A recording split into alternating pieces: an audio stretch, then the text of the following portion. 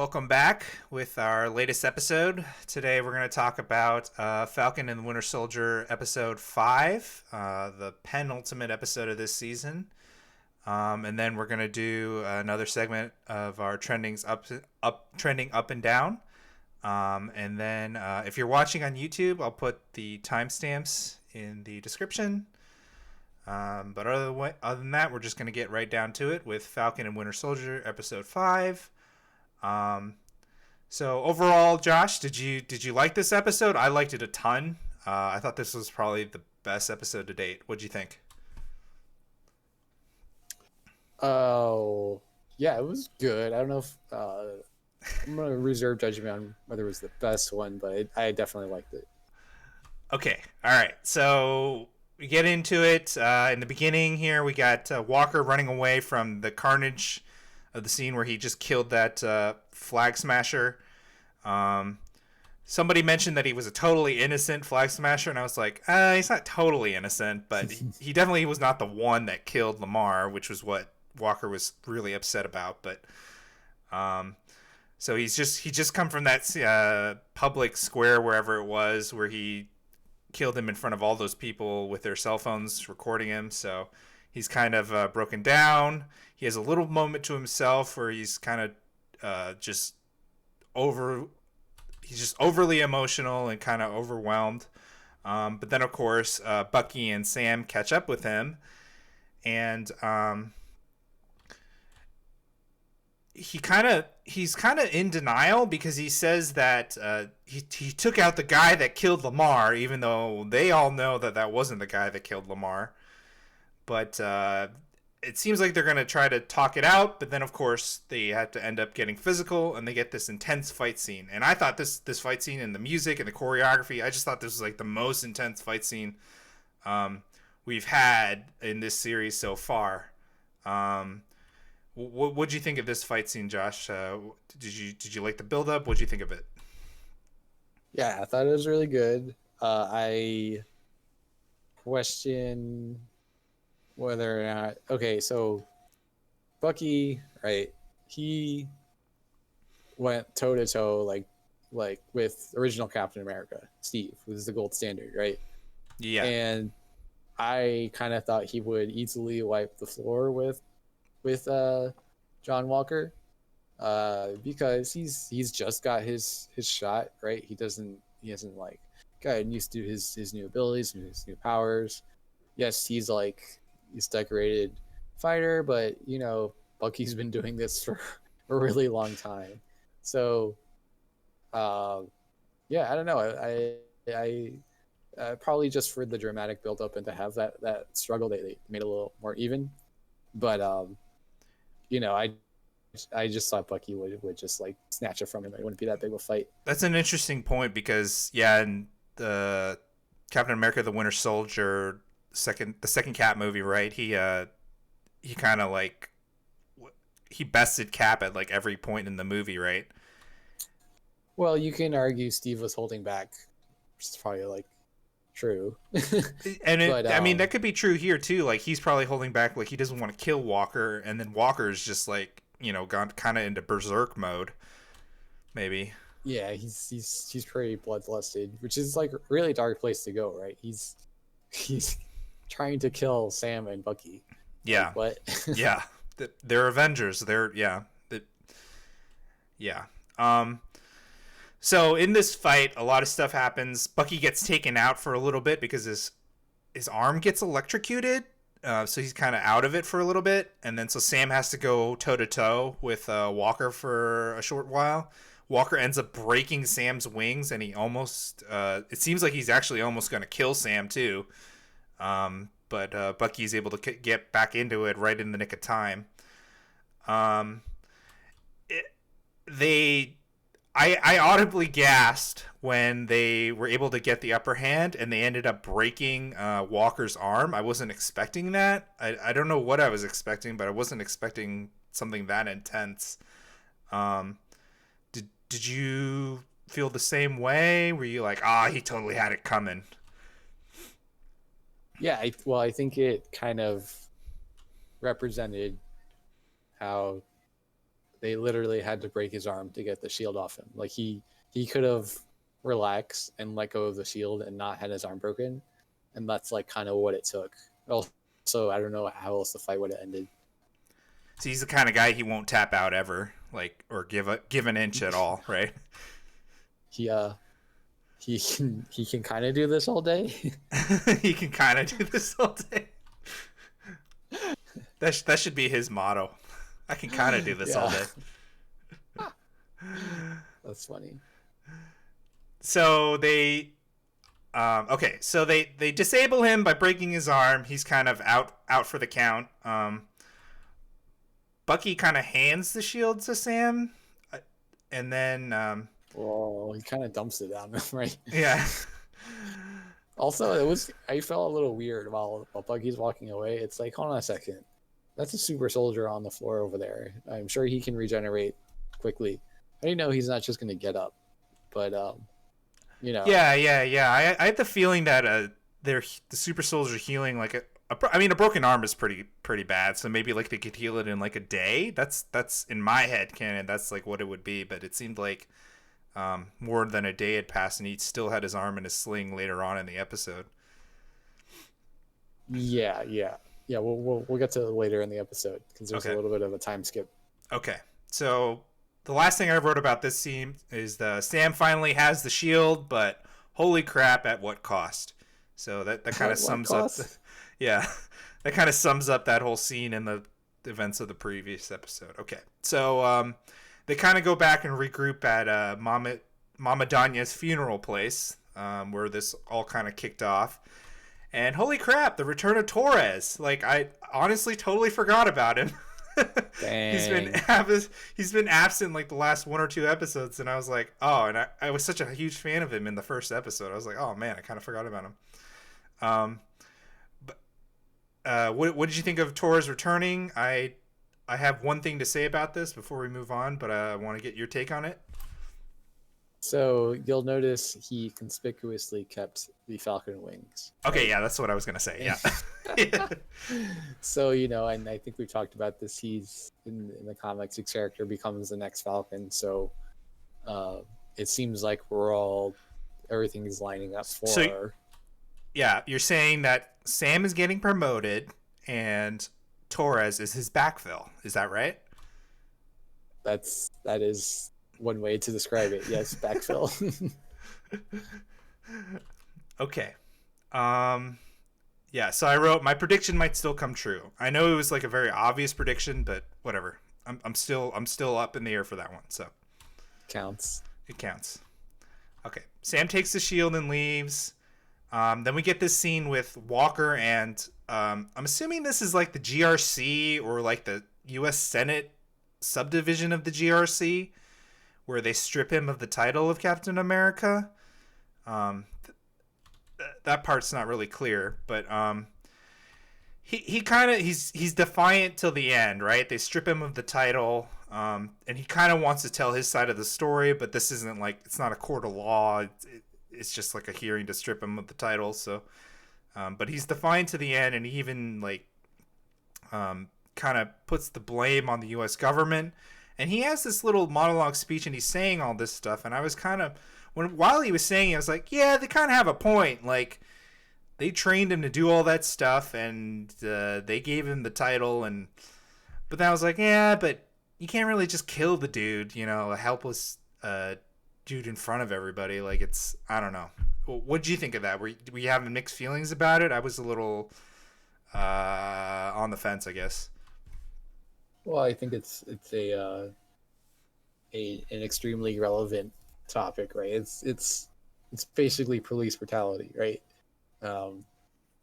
Or the excessive use of force in what is essentially a police action, right? It's not war. Whatever was happening in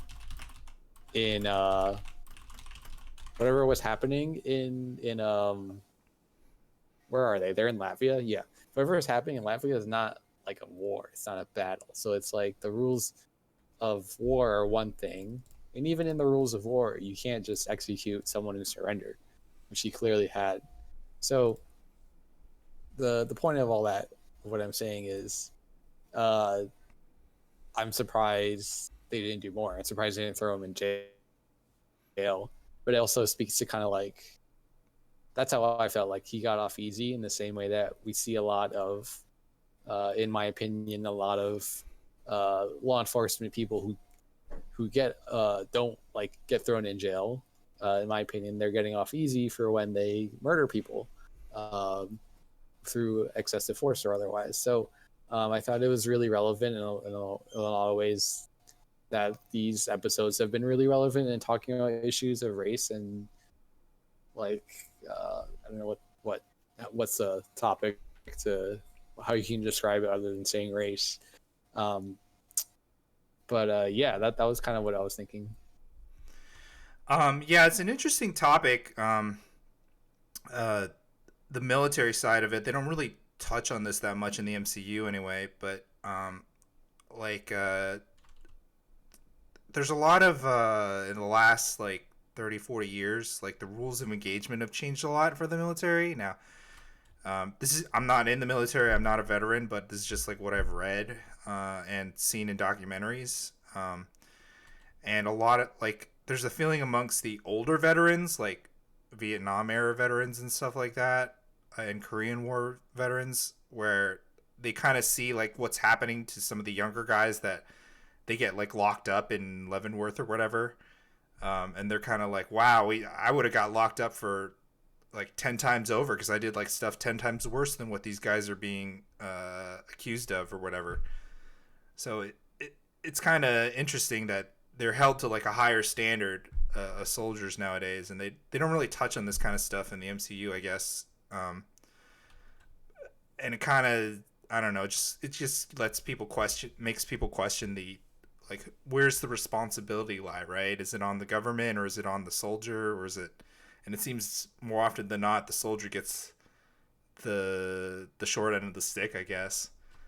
I don't know. Right, because you know, like I said before, well, yeah, Captain America is closer to a cop than a soldier, especially in like the way he was kind of appointed and what he's been doing. So yeah, like but I also think like this talk about oh things are changing, things are different.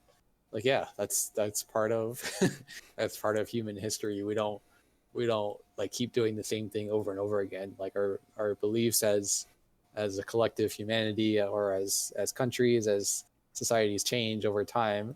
That can be good or bad. You take each one for what it's worth. But I am totally on board with saying that um, we're holding people to a higher standard as time goes on. Um, that is a great point, and I couldn't say it any better. So I'm just gonna move on from that. Um, from there we get this scene. Wait a minute. Where did the? Sorry, my notes are a little jumbled here. Wasn't Yeah, no the worries. Okay, no, I'm sorry. Right here. Julia Louise Dreyfus. So after the hearing, Walker is with his wife. She's kind of trying to cheer him up and get him to, get him back to doing what he's supposed to do, which is go see Lamar's parents. But Julia Louise Dreyfus comes in. She calls herself Valentina something something something Fontaine. Um, it was just like a really long name, but even she didn't like her own name. She says, just call me Val, but even she doesn't like the name Val. She says, just call me Val in your head. Um, and she kind of says, she gives him her card, and she says, like, come talk to her, if he wants to. I don't even know what the whole, like, what her proposal is, because it's like, if he wants to what? If he wants to, like, follow her or something? Um, so, can you talk a little bit more about her character, maybe what she wants with Walker, and just any background from the comics or anything about that? What do you have to say for her? Yeah, so in the comics, her character is she's a super spy. and on again, off again, love interest of Nick Fury. And there's some other things that happen in more modern comics that I won't spoil for anyone watching or listening. And also, I don't think they'll repeat those particular storylines. Who knows though? Anyway, so who is she working for? She could be working for Shield, uh, which at this point doesn't really exist, right? Except we still have people like Nick Fury and ostensibly Maria Hill, I believe, is still alive as far as we know. So there's still like super spies running around, although they may not have an organization. Sharon Carter is one of those, right?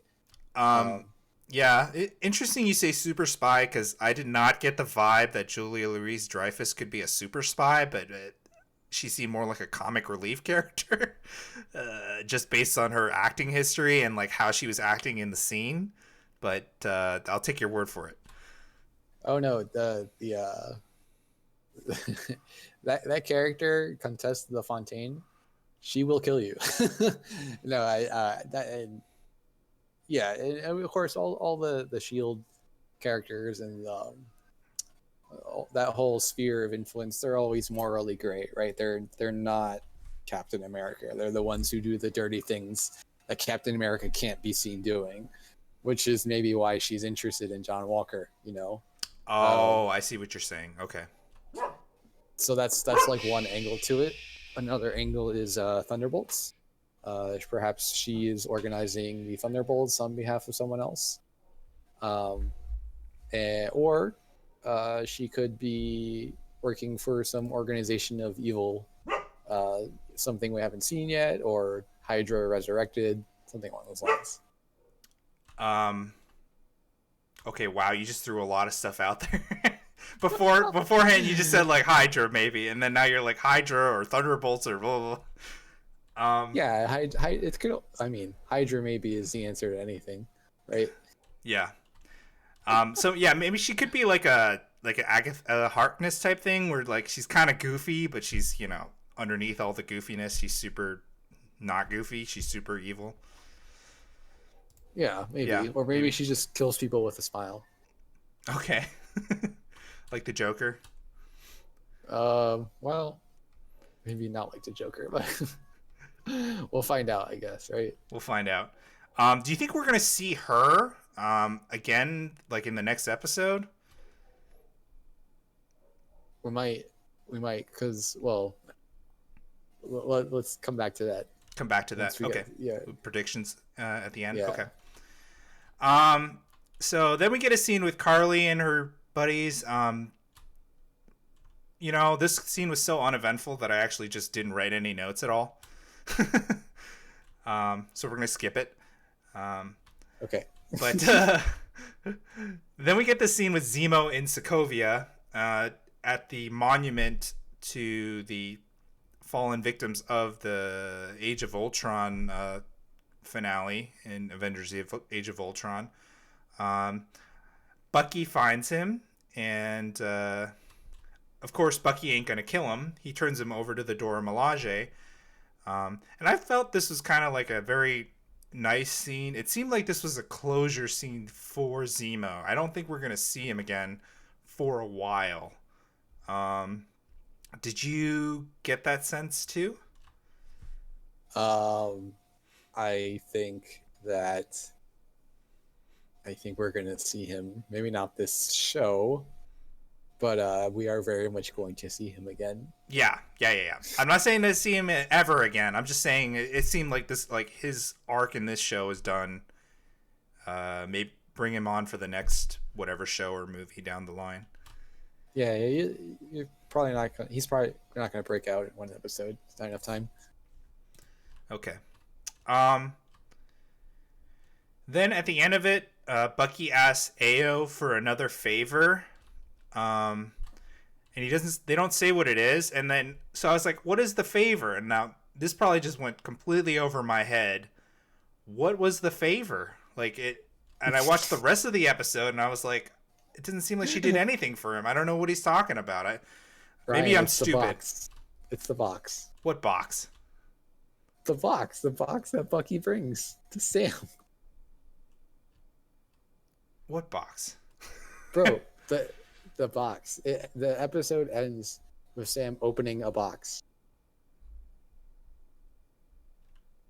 I thought. Remember? Oh, okay, all right. What did you think was in the box the I whole thought it time? was the Captain America uniform.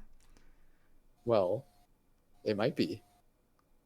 All right. We don't know what the Wakandans made. Okay. It's a vibranium Captain America uniform. A vibranium Captain America uniform. How cool would that be? Okay, I missed that, dude. I missed that. All right, that's on me. I thought that was gonna be like what we were gonna discuss for like 20 minutes is like what's in the box. What's in the box? Yeah, exactly. Um. Okay, my bad. I feel a little stupid now. So then we get this scene with Sam going back to see Isaiah. Um. This I wasn't really sure what to expect with this scene, but holy crap, this scene was loaded with like just like everything, racial tensions, Isaiah's bitterness at how his life has gone, the way the government treated him, the way that he doesn't believe that the government will ever treat a black man the same. And he kind of, the biggest thing that stuck out to me in this scene is that Isaiah said they'll never let a black man be Captain America, and even if they did, a black man a black man who's in his right mind would never choose to be Captain America. What did you think of that quote and this discussion that they had? Yeah, that's what I said. uh, if we roll back the tape, probably like episode 1, I Roll said back the something tape. along the lines of, "I don't know if America is ready for a black Captain America," and that's kind of what Isaiah is saying here too. It's like, Sam is saying what I think a lot of people are saying about our real world America is like, oh, things are different, like civil rights have progressed, people are more tolerant now, and then there's also this like wealth of evidence that that's not true, really.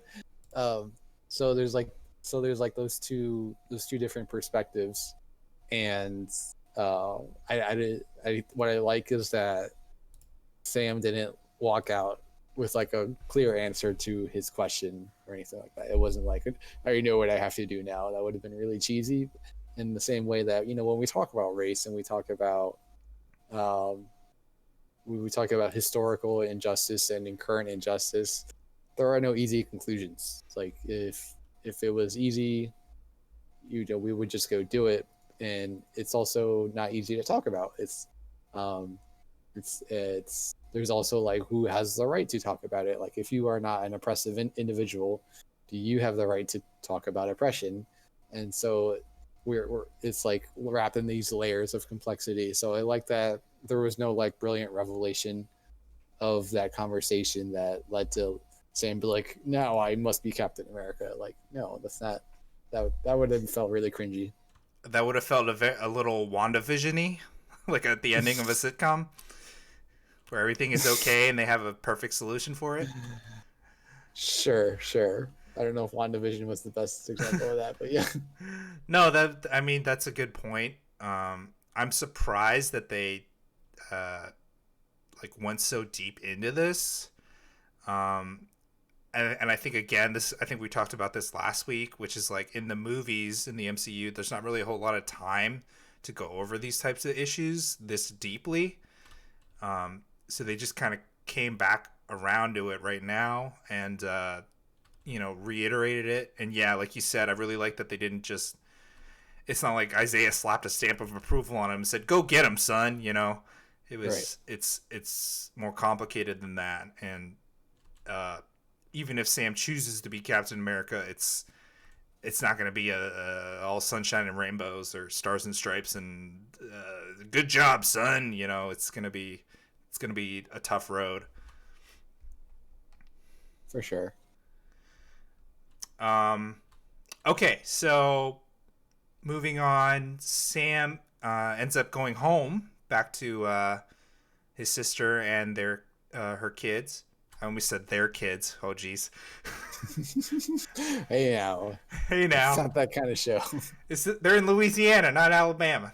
No offense to Alabama. Dang. Aren't they Okay, next to each other? pretty much. Um.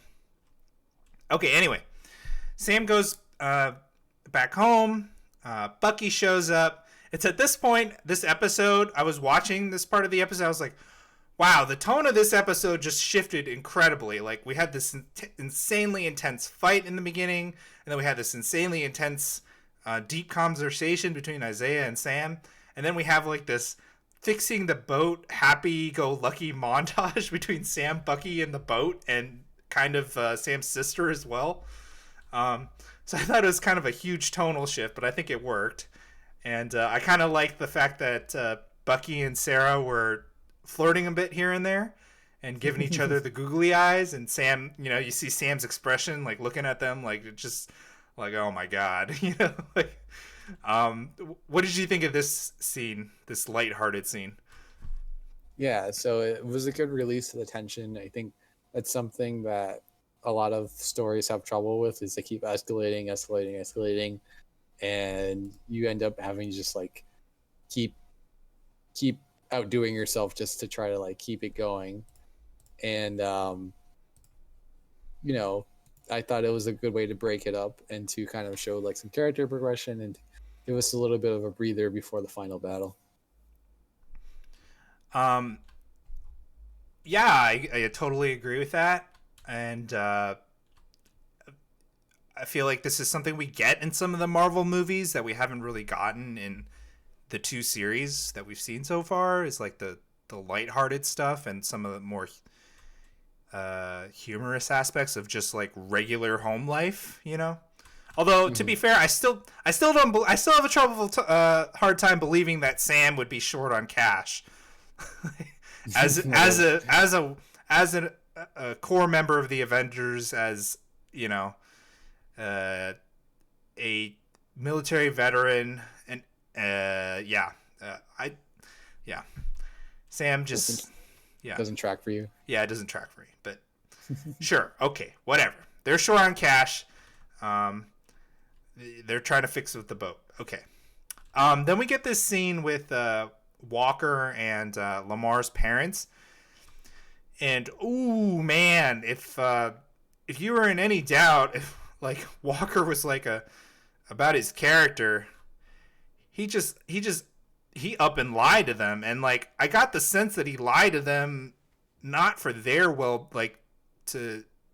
for their well-being, but like for his own well-being. Like he told them that the guy that he killed was the one that killed Lamar. That was a straight up lie. It was the same lie he told himself and Sam and Bucky in the beginning of the episode. Right.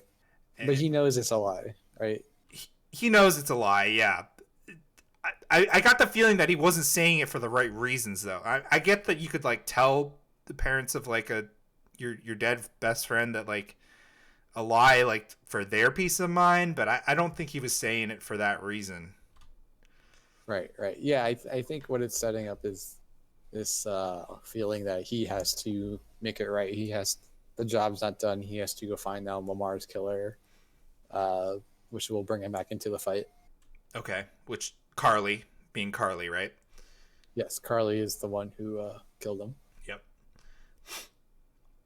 Okay, and then we get this really quick phone conversation with Sharon talking with none other than Batroc, the French dude from the first episode. Yeah. So here's a reveal. It says she was the one that actually paid him to do that job, and now he's all pissed at her. He's yelling at her on the phone. You can't really hear what he's saying, but she offers him French. double for a new job, presumably something to take out Sam and Bucky. Yes, no. What did you think of this reveal? I mean, this pretty much confirms that she's the power broker, right? It, like all but like. That's Everything but like right? plastering it on her forehead like power broker. It basically confirms she is, right? like she's bad. She has to be bad. She hired Batroc to kill Sam. What in the world? She's clearly the bad guy. She's definitely the power broker. So it kind of leaves some like unanswered questions though still, right? Like why did she help them in uh wow, I'm blanking on the name. Why did she Madripoor. help yeah, why did she help them in Madripoor? She could have just let them die. Uh why did she show them the way to what's his face? To the guy who made the super soldier serum. Why did she Yeah. so there's like layers to this spyness, which if it's well thought out and it's not just a plot hole, that's great. But otherwise, this can get really confusing really fast. Yeah. I Oh, felt so like also she's apparently in contact with Carly, right? Which was like the whole thing is that like we need to recover these super soldiers because we need to make more serum, but yet Sharon can pick up the phone whenever she wants and call Carly. well So like that's assuming she is the power broker, which I guess we are. no, she has to be. No, actually, that proves it because remember, Carly all along has been in contact with the power broker. She says it like, "Oh, we'll deal with the power broker." Blah blah blah. Like they take phone calls from them in earlier episodes, and again, she like they're in contact in this episode, and it's the same. It's the same person. It's the same person, Ryan. So, like, what's going on here? Do they or do they not want the super soldier serum? Uh, yeah, I don't know. I 'cause- okay. See, now I think they're telegraphing it too much. Where I think that this is, it's kind of like an episode of Law and Order, right? Like this is the killer, this is the bad guy, this is the bad guy, and it's like, hold on, we're only 15 minutes in the episode. This can't be the bad guy. You have, there's like too much episode left. Yeah. That's funny. That's true. You can always tell what's going to happen in a live or episode just looking at the clock. Yeah, looking at the clock. So it's like, yeah. So I don't know. It feels like, it's like when they're telling you, oh, she's up to no good. She's up to no good. Also, so this is a side point. This might be kind of looking into it too much, but the point that Bucky brought up earlier, 2 or 3 episodes ago, where he said, if Steve was wrong about picking Sam, then that means Steve was wrong about believing in Bucky, right? Yeah. I was like, but Steve believed in Sharon. I mean, he shared a smooch with Sharon. So, like, Ooh. if Steve was wrong about Sharon, then maybe he's wrong about the both of them. Ooh. Well, okay, but remember how Sharon's introduced. She's like his personal spy. He doesn't even know until like everything happens and like she's the only one that can help him. So I don't I don't know if So, first of all, is Steve really the best judge of character, well, like maybe objective? not with women. Maybe his hormones were at play there. I don't know. I don't even remember the scene. Like, did he kiss her back or like what's going on here? Because also he's hooking up with her grandmother or something, right? Well, it was in Civil War when they met up somewhere secret, and she gave him the shield and Sam his wings back. She stole them from wherever they were being Oh, held. And right, then right, like right. he kind of leaned in to pick up the shield or something, and then he decided to kiss her, and then he's like, and she said that was and he was like late, and she's like damn straight. Okay. Um, nah, she's just a spy, bro. All right, Nothing she says means anything, one way or okay, the other. okay. So you don't think she had any feelings for him ever? It was just she's just playing the spy role. I mean, do you Well, think Black Widow has any feelings for anyone ever? okay, okay, okay. All right, I'm gonna go on the other side and say, in Sharon's defense, like a lot has happened between that scenes in Civil War and now. So she kind of had like this shitty deal after the snap, I guess. But anyway, I, So, so what? I just wanted to bring up that point that like if Steve was wrong about her, he could have been wrong about. Okay, anyway, that was just a nitpick. All right, let's just move on. Forget it. Plot hole. Plot hole. Um, but she'll be back. Um, Oh yeah, she'll well, I don't think she'll show up, but yeah, let's move on. let's move on. Okay. So we get back to Bucky and Sam. and now they are training together with the Shield. They have this nice little course set up. They're just trying to use the shield and make sure it comes back to them with how they throw it, with whatever weird physics that shield follows, like Spider-Man mentioned once. And then I have a note here. It says, Bucky says this line. He says, when Steve told me what he was planning to do, and then he goes, blah, blah, blah, blah, blah. And I was like, oh, Steve told him, like, what he was planning to do? Like, I'm assuming he's referring to giving the shield to Sam, but does that also mean he told Bucky about, at the end of Endgame, he was going to go back and after the times returning all the stones, he was going to live out his days with Peggy? No, I think he was referring to the Notebook, I believe. The Notebook. Yeah. I don't think Bucky knew that Steve wasn't coming back from his time travel adventures. Captain America's to-do list. So when he woke up from deep freeze, he started keeping a to-do list. Yep. Of things to get back into the world. So like looking at now, it's like Nirvana, Rocky 2, Thai food, disco, Steve Jobs, just like stuff, just random stuff. And like Bucky kind of has adapted this to mean something.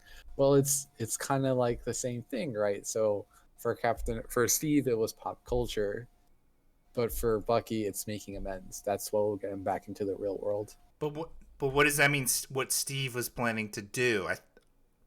How does that have anything to do with that line? He's explaining why he has a notebook. That doesn't make sense to me. Yes, it does. He pulls out the notebook and he says, I knew what Steve was doing. No, what Steve was planning to do. He's referring to giving Sam the shield. No, how could he possibly know? That's what I'm saying. No, I think we got to both go back and watch that after this. Yeah, I did not get that at all from that dialogue. That like, oh, I knew what he was going to do, and so what? Like, what does it matter? Well, because I think it's important because you kind of get. I want to go back to Endgame for a second because, Bucky seemed like he knew what was going on when he kind of smiles at Sam and he says and kind of tells Sam to go talk to him, go talk to Steve, the old man Steve. And also, like, don't you think it'd be kind of a dick thing to do for Steve Rogers to not tell Bucky what he was planning to do? In the fact that, like, especially because they made all this hoopla about I'm with you to the end of the line, pal. Like, they're kind of like they're two men. They're out of time. They're both 100+ years old, and like, don't you think it'd be kind of a dick thing to do for Steve not to tell Bucky that he's planning to go back in time and spend his life with the woman that he loves? Like, obviously he deserves that, and if you're his friend, you would support that. But like, you could at least tell your friend that you're gonna do that, right? Like, Josh, if you were planning to go back in time and live with the love of your life in 1945, and you didn't tell me, and then just next week you showed up as like a 105-year-old man who couldn't do a podcast with his buddy, like, I think I would feel a little bit offended. I would be like, you didn't tell me you were going to do this, Josh. Like, what the hell? Well, you and I are relatively normal functioning human beings. But, for dramatic reasons and also because these are superhumans, they don't, like, bro, every TV show would be infinitely boring if people just told each other what they were supposed to say. So, yeah, I don't think Steve told anyone what was going to... Matter of fact, my headcanon is that Steve didn't know what he was going to do until he went back in time and saw Sharon. That's... If you remember when he, like, sees her through the glass. You mean Peggy. Peggy, yeah. Whoa. Until he sees Peggy, I think I think his mind was not made up until that moment. He saw Baby Cher and he's like, oh, I gotta stay with her. Okay. Look. Okay, so well, you keep going, and I'm rewatching the scene right now. You're rewatching the scene right now. Okay. Yeah. So after they have this conversation, though, it kind of motivates Sam to like start training, actually training for real. So he gets back in the swing of things. He's like jogging, like his on your left jog, and then he's turning up his training a notch. He's doing a Rocky style montage of training, should we say? Yeah. So he's getting into it, and then we get to. Are you done watching the scene? I am. And what did he say? Wait, let me back it up. So Sam says the legacy of that shield is complicated to say the least. Bucky says, when Steve told me what he was planning, I don't think we understood what it felt like for a man to be handed the shield. So I definitely see your interpretation, which is that like Steve and Sam got together. No, Steve and Bucky got together ahead of time and said Sam should be the next Captain America. Right, because he says specifically, we didn't think about what it would be like for a black man to hold the shield. Yeah. Right. Also a great example of white people trying to decide what black people should be okay with. But oh shit. Gonna get us banned. That's like why he's apologizing, right? In the scene. So I don't know. I think I interpreted it as, when I watched in the moment, as when Steve came back and he's on the bench, like that was him telling them, both of them at the same time.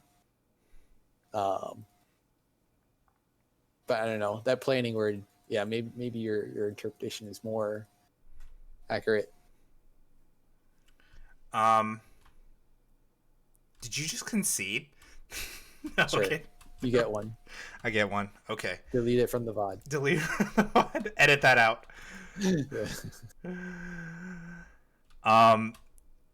Yeah, but I mean, you did bring up an interesting point about like they decided what was best, and like Steve kind of, obviously it's like they wanted that like feel good moment at the end of Endgame where he gives it to him, but I think more realistically it'd kind of be like, hey, I'm thinking about giving this to you. Do you want to take up the mantle? He didn't really ask him if he wanted. He just kind of pawned it off on him,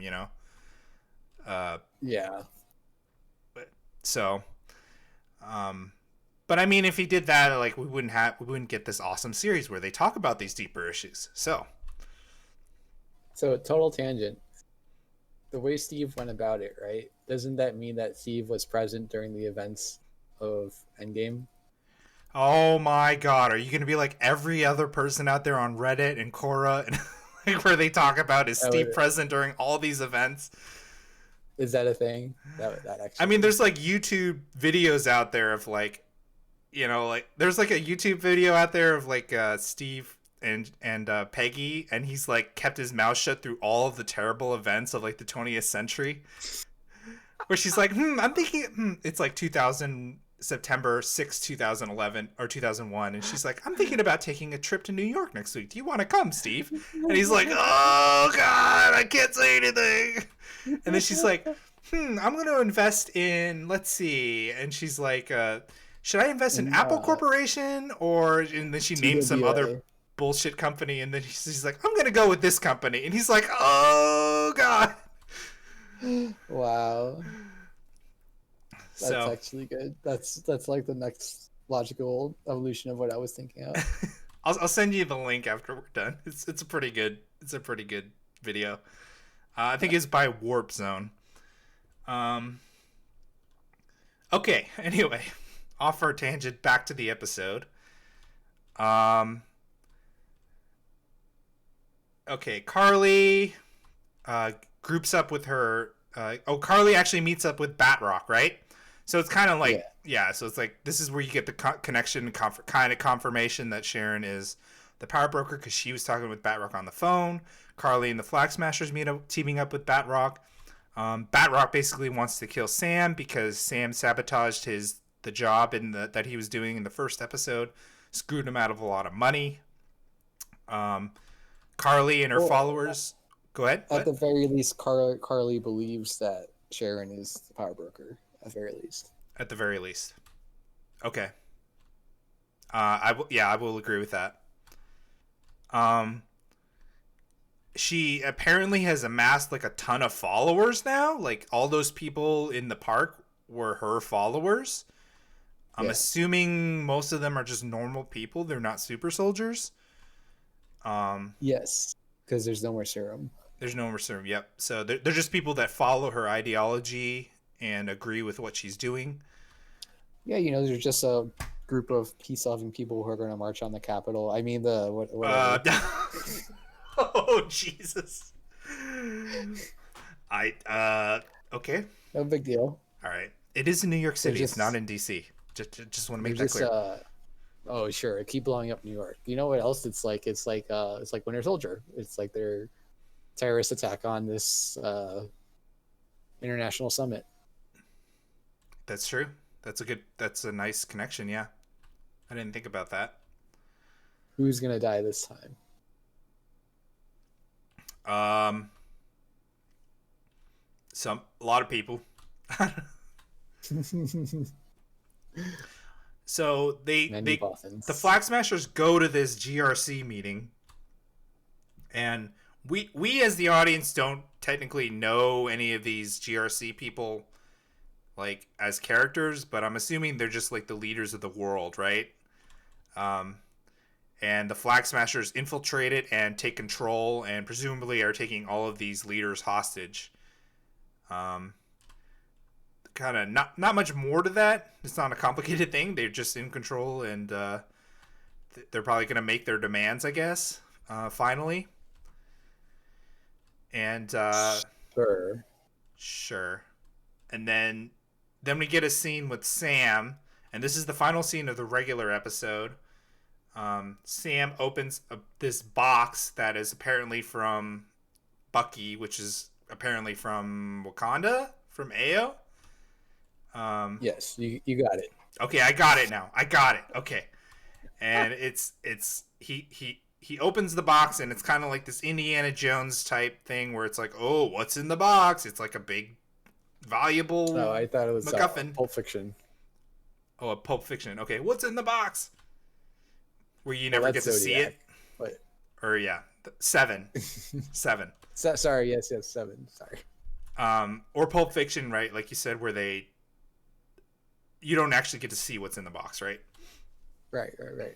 We're gonna get to see it next episode. They just didn't show us this episode, right? Yeah. Yes. Okay, so now we want to talk about again, real quick, about what we think is in the box. Yes. So a couple options here. It would be so interesting if it's like a Captain America costume, because if you recall, um, so much of American history was built through slavery, right? And so the Wakandans, as this black nation, are creating like the next what America is supposed to be. I think that's like a really interesting like way for, yeah, I don't know. Am I saying what am I saying is making sense? I'm not sure. This idea sounds really good. I'm just trying to visualize what a costume like that would look like. Yeah, yeah, exactly. So like, is it the American flag with combined with Wakandan colors, or is it I don't know, is it just like the same design but vibranium? So there's that. It could be a Falcon costume, like another Falcon costume. Should be cool. Those are kind of, I don't know, like what else could it be? The only like total left field would be it's a Black Panther costume, but Who knows? Or it could just be wings. It could just be wings. Well, that's you bring that up now that I'm thinking. You said Black Panther costume. Now I'm thinking it's gonna be like a Black Panther costume, but just styled like a Captain America. So like the whole suit will look like a Black Panther, but the colors would be like maybe red, white, and blue. American Black Panther. Yeah, American Black Panther or something like that. Um, yeah, that seems to make sense to me. Um, but I don't know. Uh, It's probably something nobody's expecting. yeah. Something I just thought of. Well, I thought of it before, but I didn't write it down. But it just reminded me is that um, Sam is such a great character in the MCU. I was because um, yeah, they had Black Panther was like the first black superhero in the MCU. Um, or that got his own movie. Of course, Rhodey was the first, but um, it, Black Panther is like he's from a fictitious nation, you know. So like his cultural identity is it's inherently like African, right? But it's like not tied to any specific real world African place. Um, whereas like Sam, he's like an American. He's an American African American black man, you know, like from America, born and bred. So like his experience as a character and as a human, like it's a little bit closer to home, I guess. You know what I'm saying? Yeah, no, that makes sense. I think you got to go back to the way that these places were created, though. So remember how I was saying like Madripoor is like it represents a whole region. Sokovia represents all of Eastern Europe. And so Wakanda represents like all of Africa, even though obviously that's Maybe all silly. of sub-Saharan Africa. Yeah. Sure, yeah, like, and that's just like how these things were created, and then you get like into really granular, like, no, here's like within New York, there's Hell's Kitchen, or there's the Bronx, or there's Brooklyn, or whatever, and it's just like a function of who created these things in the first place. Like, I highly doubt. I don't know. It just didn't happen. Like no Marvel creator was like, you know what? Let me go write a realistic story, or let me do the research to understand like the geopolitics of Nigeria instead of a story with a hero origin from Nigeria. And it's so much easier to just make this African generic thing, which is Wakanda, and that's what we get. That's all of Africa. Yeah, but and to be fair, this is probably very progressive at the time they were written, right? So it's just Just like the idea of Black Panther. well, I'm saying at the time they were written for the comic books, like you know back in whenever 70s, Maybe. 60s. I mean, uh, that's like a really deep conversation. Yeah, I know. I'm not saying the Black Panther. I'm not saying that. Because Okay, also remember, Black Panther is it's not a coincidence. It's also relating to the sure. political The real, organization. yeah, Yeah. So yeah, yeah. like, is it? I don't know. That's like a deep rabbit hole. We don't have time to get Yeah, into. I was just, yeah, I was just, I like that it, I like that they had the Black Panther, and then they were like, they didn't stop there. Was what I'm saying. You know, like it's like, oh, we got the one black hero. Let's cross him off our list, and let's hit the next minority. You know, it's like no, there's more to the minority experience than just, uh, you know, one character. Sure. Yeah. Um. Well, also never forget Blade. All right. Just want to just want to rein that in here before we start talking about the first of anything. Never Right, right, forget right. Blade. Yeah, yeah, yeah. First MCU hero, black hero, to get his own solo movie. Because Blade. MCU Blade is that iteration of Blade is not in the MCU. Not yet. Not yet, but there will be. But it won't be Wesley Snipes. So, or should All it be right. Wesley Snipes? Okay, never mind. It's gonna be weird for it to be anybody else, but we'll see. Um, okay, so moving on to the Post-credit scene. I believe this is the first post-credit scene in Falcon and Winter Soldier. Yes, I believe so. I was not expecting this. I had like finished the episode, and then like I went up to go brush my teeth, and then I heard like stuff that wasn't the outro music, and I was like, "Oh shit! Oh shit! Oh shit!" So I was like coming back. Um, but yeah, so we get Walker making. Of course, I wrote Walker making his own damn shield. Damn it! And I said, "Of course he can't give up the title. Here we go again." Walker building his shield in a cave. With scraps. Yeah. Oh man. So what does it mean? Yeah, what does it mean, Josh? It means he's gonna show up in the final battle with his own rinky dinky shield. Rinky dinky shield. What do you think he's making it out of? Iron. I don't know what can you really like smell. What can a regular person obtain and like smelt with? Yeah, I don't know. Certainly not unobtainium. Oh. Adamantium. Yeah, no, it seems like it's just metal. He's melted in his metals of honor, which is really dark, but like appropriate and on the nose. So yeah, he's gonna show up to the final battle. It's gonna be kind of wild. Yeah. So who do we have coming for this final battle? We've got like how many sides we got? We got Sam and Bucky. Well, actually, Sam and Bucky are separated right now, right? They had a mutual goodbye, like on good terms. Well, remember he said when you find Carly, just call me. I'll be there. So, Oh, okay. So they're just kind of going to relax until they get the lead or whatever. That walk away scene, that was the start of the time skip for Sam the Train. Yes. Okay. Thank you. Yep. So we got Sam and Bucky. We got Carly plus Batrock plus Sharon on like one side. And well, then Sharon's probably on her own side, right? Okay, Sharon kind of behind the scenes pulling the strings on Carly and Batrock, who are currently holding the GRC hostage. Then we got Walker with his okay, I was going to use a really bad term, but his copycat his copycat Captain America shield. And then anybody else? Val, maybe?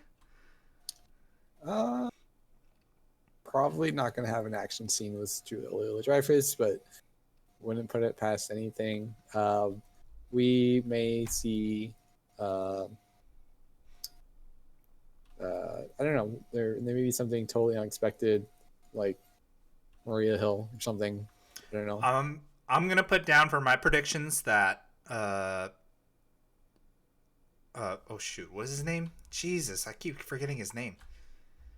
Who? Torres.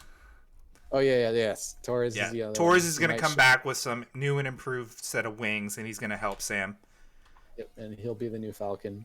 So we'll end up with a black Captain America and a Hispanic Falcon. Yeah. In fact, I'm gonna write that down for my prediction. Yeah, it seems so obvious when you say it out loud. And of course, he's gonna do like the stereotypical or the whatever is it, the cliche thing where like Sam and Bucky are in a really tight spot and they're gonna die, and he shows up. And he's gonna with the wings, and he's gonna get him out of it, and he's gonna say like an awesome quip because that's just how the MCU does stuff. You save somebody's life, you got to come up with a nice little quick one-liner. Basically. Do you have a specific prediction that you want to write?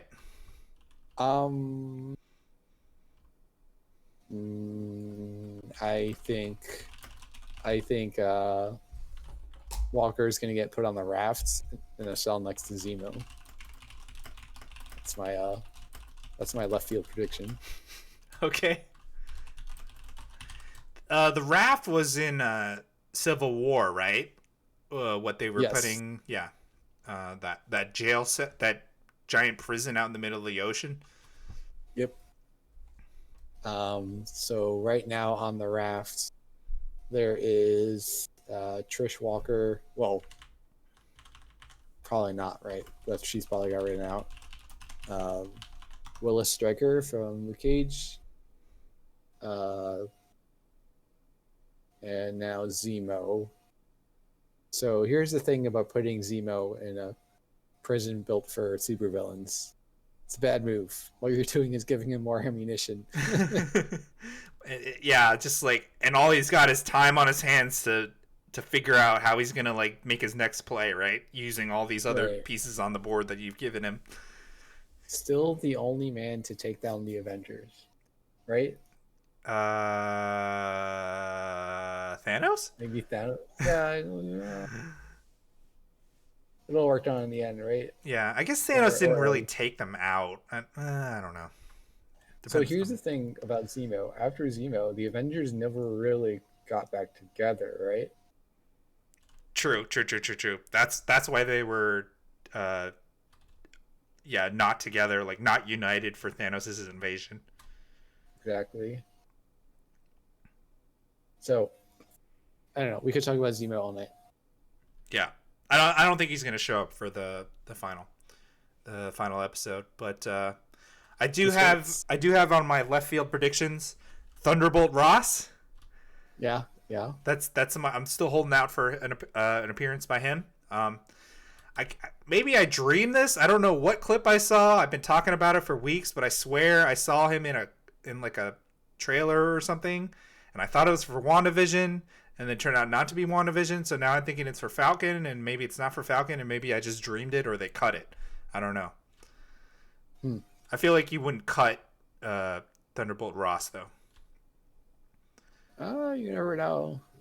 Strange things happen. Um, Speaking of cutting stuff, on a little tangent here, did you see the clip of Zemo dancing in the nightclub? Yes. How bad do you want to see that, like in an actual episode? Wait, what do you mean? That was in the episode. It wasn't in the episode. It got cut. Oh, what? You're talking about when they're in Madripoor, right? Yeah, there's like a clip of him online dancing. It's in the show. It's in the episode. Okay, not okay. There's an extended clip of him online dancing. He does it for like maybe a second in the show. Okay. I don't go looking for preview clips or anything like that. Oh, that's true. I forgot. But I'm pulling It up was all now. over Reddit. I thought you saw it. You're on Reddit a lot. Well, I specifically stay away from the Marvel Reddits, especially around this time of the week. Okay, all right. So he's doing the Peter Parker. It appears. The Peter Parker. Why is it called the Peter Parker? From when he had the symbiote. Oh, the when he went all emo with his hair going down like that, and Yeah, yeah. Have you seen the clip? So someone edited. with no music. Yes. Yes. So I, good. I have to tell you this story. I have to share this story. When Spider-Man 3 came out, was like 2007 or so, and like a week after it came out, I was in downtown Seattle with my sister and some of her friends, and she had this friend who was, shall we, for lack of a better word, had an emo style, and like my sister said he was emo, but I was like, I don't get the emo. Like I didn't really know what emo was like as a style, and then like after I had seen Spider-Man the week before, and then we had dinner. We went out to someplace and had dinner, and then we were walking back to her apartment, and this guy was doing the Peter Parker walk in Spider-Man 3. Like he was literally doing it, like going like this, and like swinging his, I don't know, swinging his shoulders and everything. And I was just like, I can't believe somebody actually walks like that in real life. Like I thought he was just doing a bit for the movie. So I don't know. I asked that guy. I forgot his name, but I asked that guy if he had watched Spider-Man, and he had said no. So Life imitates art. yeah, I was like, maybe Tobey Maguire like met this guy or something and did research. Yeah, I don't know. Well, I don't know what to tell you about. I had to do any research for that scene. Oh Okay. man. Predictions done for this episode. Before we move on to trending up and down, do you want to say anything else about Falcon? Nope. Looking forward to last episode. Okay, looking forward to the last episode next week. Let's move on to trending up and down. Um, let me get the. Oh no. Oh no. Okay, let me get the overlay correct You because had a specific overlay for this. I have a specific overlay for this, and last week I had a specific overlay for Godzilla versus King Kong, but I totally forgot while we were doing Godzilla versus King Kong. Mm. There we go. Here's my super ugly trending up and down overlay from Google Images. It's like Excellent. such in the That's the clip art right there. clip art. The resolution is terrible, but whatever. It's like 3 pixels. Okay, so I think normally how we do this now, we've done it a couple times, is you go first and you want to start with your trending down. Sure. My Okay. trending down for this week is Kate Winslet. So I'm sure you're thinking, Boo. what has Kate Winslet done lately? The answer is not much. What does she have coming up soon? Avatar 2 is the answer to that question. So I just think coming from well, let me ask you this, Ryan. Is Titanic the most famous movie of all time? I mean, it probably was till about 5-10 years ago or so. Okay. Top 10 for sure. Yeah. Yeah. Starring in top 10 most famous movie of all time, to kind of just being around but not doing much. I have Kate Winslet as trending down. Okay. You got any response to that? I would say trending down, yes, until Avatar 2 releases. Then she'll be right back on top. She'll be right back on top. So I haven't seen Avatar. So let me ask you this: Oh, is she wow, okay. an alien in the movie? She's going to be new for Avatar 2, so I don't know. She wasn't in Avatar 1. Oh, she wasn't in Avatar. New character, Okay. yeah. Unless pretty sure I'm like 99% sure she's a new character. Kind of seems like she's gonna be an alien. So, yeah, I think she is. So I don't know how much her stock will rise because of Avatar 2 if you don't even really know that she's in the movie. But anyway, let's move on. Trending up for this week, I have John Cena. Now you may be saying, how can John Cena be trending up when we don't even see him in any movies? But actually, it may surprise you to learn that not only is he in whatever it's called, Fast and Furious 9 now. Like I can't keep. Is it just F9? Is that what they're calling it? Yeah. It's just F9. All right.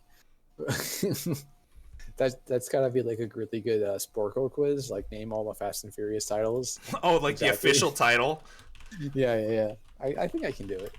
But so he's in that. He's also in Suicide Squad, which is coming out soon. Really excited for that. He's playing Peacemaker, and lo and behold, he's getting his own TV show as Peacemaker. So that's should be highly anticipated for everyone.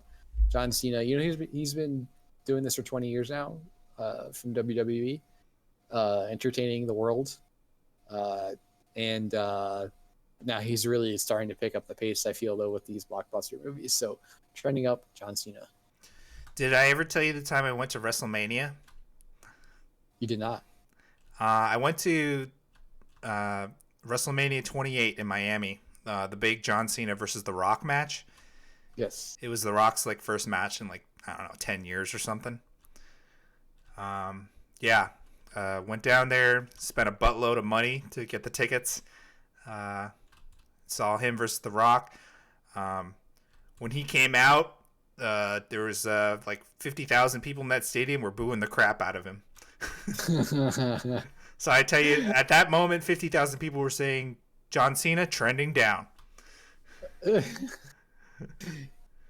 Interesting. Even though he's supposed to be the good guy. 2012. 2012. I mean, The Rock though. The Rock is like Yeah, so iconic. yeah. But I mean, that was Cena's whole thing was like, once he became like the guy for the company, uh, he's supposed to be like a good guy, but most of the time people just boo the crap out of him. Yeah, I mean, Yeah, times have changed. I feel like The Rock is now like 1A and John Cena's 1B as far as movies go. yeah, yeah. Um, and I was gonna say The Rock was trending up, but you said uh, you can't be trending up if you're on top all the time. The Rock is literally He's only always in on the amazing top, man. He's movies. always Yeah, yeah. and he's been like the Like highest paid actor in Hollywood on and off for a long time. So yeah, and he's kind of getting away with playing himself in every movie, right? It doesn't matter though. He's The it's Rock. it's funny though, because like in the super beginning, he was like trying to like do like these action roles, and like he wasn't that successful. And then so like there was like a certain point, like maybe 5 or 6 years into his Hollywood, when he made the transition to Hollywood, where like he made a concerted effort to like he lost some weight, and he like tried to take on like more comedic roles and a few serious ones. And then it's like, so he got like more, I don't know, recognition for that or something. But then all of a sudden, like around the time of WrestleMania 28, then he was like, all right, he's like, screw all that, I'm just gonna go back to being me. And he's like, he got super bulked up again, and he's just like, now he just plays himself in every movie. I don't know, it's kind of weird. I don't know.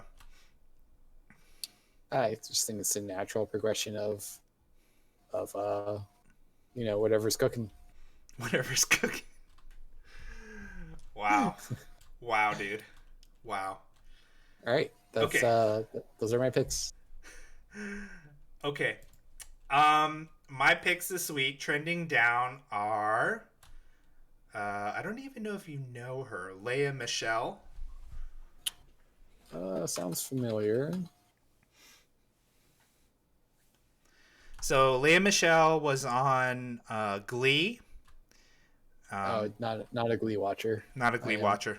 Okay. She got pretty famous on Glee Watcher. She was arguably the main character of Glee.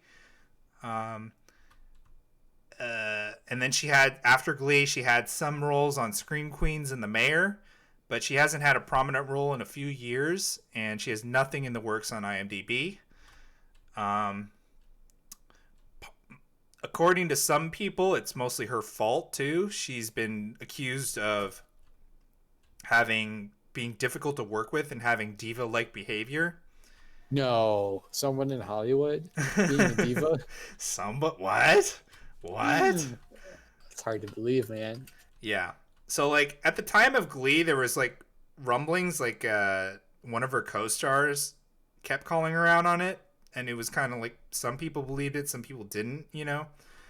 But I think in like 2 or 3 years ago, for some reason, it just kind of exploded. Like other co-stars of hers just started coming out, like out of the woodwork, and like confirming all of these accusations. So she kind of got canceled.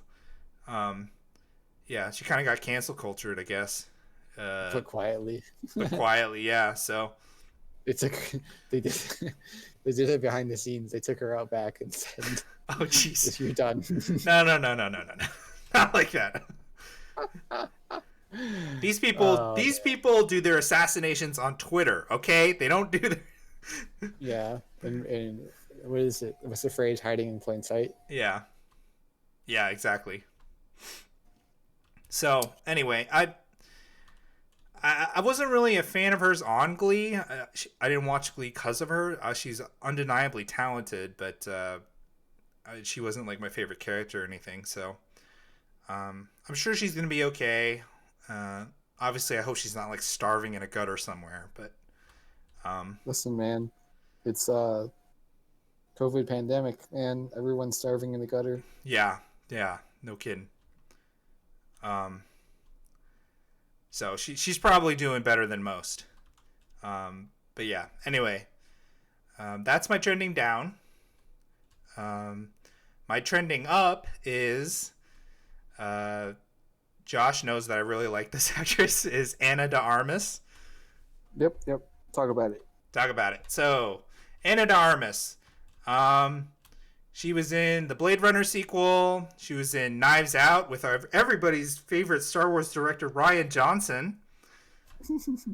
Um, and for a period, there was a short period where I felt like everywhere I looked, she was like in every single movie there ever was. Um, but with the You know pandemic what they and call that, right? You know what they call it when you see someone wherever you look? what is that? What?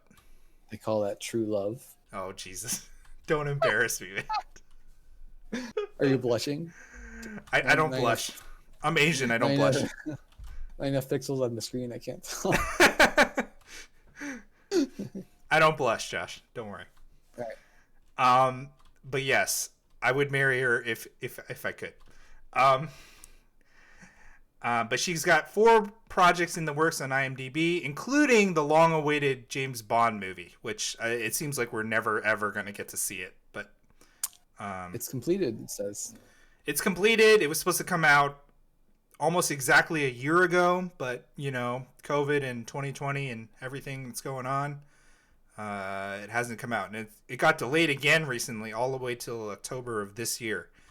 So Dumb. I think you've already heard this rant, but just release the movies, guys. Come on. just release the movies. Yeah. Well, it's interesting. Some of the other companies, like Warner Brothers, has okay, they've laid out their strategy, and it's very straightforward, right? All their movies are coming out on HBO Max on the same day, no more delays, right? Yeah. Disney has kind of been delay, more delays, delay. Stall. And then they seem to be. I think Black Widow is going to be their litmus test, because they're going to do Black Widow in the same day as theaters as Disney Plus, but you got to pay extra for it, $30, I think. So maybe they're going to see how that goes. They tried it with Mulan last year, but I don't think that was a good test because the movie itself was terrible. So we'll see how they go with Black Widow, because Black Widow arguably is a movie that a lot of people will go to the theater to see, right? So I don't know. In theory, as long as it's not terrible. But there's no way it could be more terrible than Mulan. So we'll see. But anyway, yeah, that was my trending up Anna de Armas. If we want, we could talk about her for another 2 hours, Josh, if you would let me. But Josh won't let me. I'm good for now. That was really good. So moving on, we're winding down now. Next week we have the finale of Falcon and Winter Soldier. Another segment of trending up and down. What are you watching this week, Josh? What are you looking forward to? All right, so you and I are both watching Titans. Yep. How are you liking it? Yep. So I told you offline, I finished season 1, and I watched the first episode of season 2. Liked it a lot. I'm actually glad that I saw the Justice League animated Apocalypse War, because it helped me kind of understand Rachel and her lineage, should I say. Yeah. So they talk about that in the finale. I think you didn't finish season 1, did you? Or I think I'm getting to the end. You're getting to the end-ish. Okay. So it helped me understand where she is and what her powers were and her lineage and all that. So that was great. It was good. I loved it. I think, like I told you, I'm glad that I waited until 2 seasons were out, because the first episode of season 2 is basically what the season 1 finale should have been. So you're telling me I have a giant cliffhanger in my future? Yeah, but I mean, you don't have to wait for the next episode. You can just watch the next one. Sure. Realistically, though, I only watch 1 or 2 at a time. Okay, so then just tell your wife beforehand, okay, just end on episode, 10 or whatever. And then before you watch the finale of season 1, be like, okay, we have to watch the 2 in a row. All right. Yeah. And then just force her. and then just force your son to be quiet, not to bother you guys. Give him like some NyQuil or something. Yep. We're stocked up. um, yeah. Anything else you watching? Working my way through Doom Patrol. It's more of a so Doom Patrol is not a show you can just put on. You know how like some shows you could watch while you're cooking or whatever, like doing something else. Doom Patrol's not that. You gotta watch it. You gotta So pay attention. Okay, good. Good to yeah. know. Good to know. Also, I just wrapped up Rick and Morty. Watched all 4 seasons. So on the hunt for something else to watch. Obviously, we'll have a little bit of a gap in our life once Falcon wraps up next week, but we'll get to that when it comes. I was gonna ask you if you wanted to talk. You wanted to wait a couple days because we have the bye week, but I think in that bye week the Oscars are gonna happen. So if you wanted to, Uh, I wait. What do you want to do? if you wanted to talk about the Oscars in that week where we have a break, I don't really have any interest in the Oscars. Also, what comes out after Falcon and Winter Soldier? your favorite man, the Bad Batch. Oh, Bad Batch. But doesn't that uh Yeah. So next week, 23rd, will be Falcon and Winter Soldier finale. April 30th will be a bye week, and then but the Oscars are on April 25th. Yeah, so we could talk about the. But if you don't want to do that, that's fine. And I then May don't the 4th really is the week after, is the Tuesday after April 30th will be Bad Batch, and I'm so assuming that's my going to be like our main show for a while. well let me see because I thought they were gonna release them all at the same time. Uh, Disney Plus. it's only 4 episodes. Oh, okay, we'll see. I mean, we could just talk if they all comes out at the same time. We talk about it all at the same time. Yeah. So here's my thing about the Oscars. Here's my understanding of the Oscars All right, is is this a that rant? Is this a rant? maybe is that um it has no like relation on reality. Like they don't necessarily pick the best movies. It's almost a little bit random. Is that your perception? Definitely in the last 10 years or so. Yeah. So like I'm pulling up the nominees, right? So uh I haven't seen any of these movies. We've got Riz Ahmed. This is for actor in a leading role. Riz Ahmed, Sound of Metal. Chadwick Boseman, Ma Rainey's Black Bottom. Anthony Hopkins, The Father. Gary Oldman, Mank, Stephen Yuen, Minari.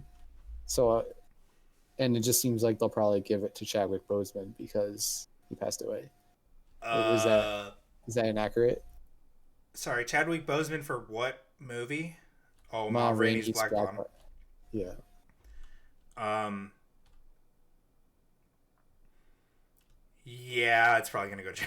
Yeah, that's a good call. Yeah, Also, what is Sound of Metal? Because there's also it's from Riz Ahmed is like a 2019, drummer. It's kind of like what was that other one about the drummer a few years ago? It's like that one.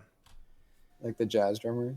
Yeah, uh, with J. Jonah Jameson as the conductor. Oh, Um, at first you said J. Jonah Jameson, and I heard Jonah Hill for some reason. I was like, wait, uh, what? I can't But remember any of the actors' real names right now. but this is see, like this movie came out in 2019, Sound of Metal. What like how does this work? I don't understand anything about the Oscars. So like to be nominated, yeah, these are. I'll agree that it's very archaic. the The movie has to come out in the year that they're doing, which is 2020. Or it doesn't have to come out, but it has to have been in theaters in that year uh, for at least a week. So if Okay. the Sound of Metal came out in 2019, it was probably at the end of 2019, and then it was in Yes. the theaters for some span of 2020. Obviously, the beginning. Um, so yeah, that's why it might be in 2019. It might show on wherever you're looking. Okay. Sure. Um, I guess my next question is: can you be nominated for 2 different years. Uh, no, we're only talking 2020 movies. So what if someone nominated Sound of Metal in for 2019? Uh, then they would be ineligible for 2020. Okay. How? Okay. All right. My next question is, what kind of award show can it take seriously when Maria Bakalova is nominated for Borat for an Oscar?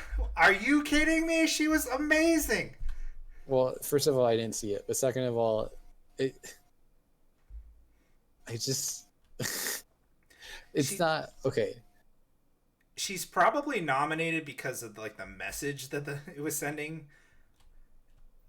Okay, so that's what I'm saying. Like it's just totally random, right? Like it's not necessarily the best It's not performance. totally random, but there's a confluence of factors that are not what you would expect. Number one would be the like diversity thing, and then the other thing would be like the message that the role sends, and then third would be the how much campaigning the producers did and schmoozing the producers did, and then maybe fourth would be like the talent and skill that went into it.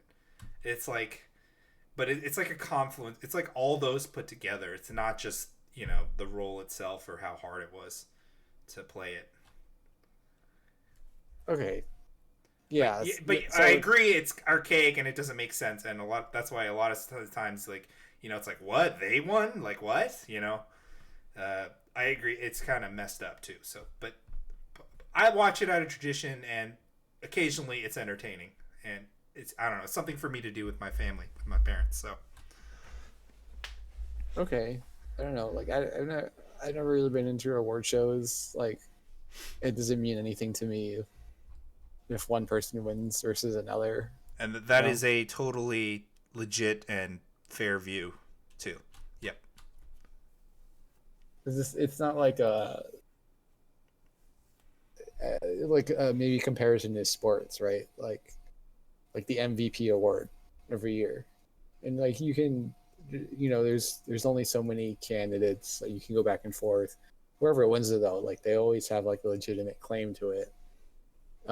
It also doesn't really matter. So like who cares? Like unless you're trying to put together some kind of argument for who you think is the best player, who's better than someone else, it's just an award. What really matters is wins and losses. In movies, the analogy is like who makes the best selling movies, but that's not even really fair because we all know the best movies are not the ones that do the best in the box office. So that's a long way of me saying I just don't care very much. That's totally fine, man. You made your case. We don't have to talk about Okay, it. just so everyone knows. Just Just so so everybody knows. Okay. Um. So yeah. That was all. That was a tangent on what you were watching. yes, go. So now it's your turn. Okay, it's my turn. I will be watching Titan season 2, Doom Patrol. I haven't started Doom Patrol yet, but it's got good reviews from a certain somebody that I seem to know.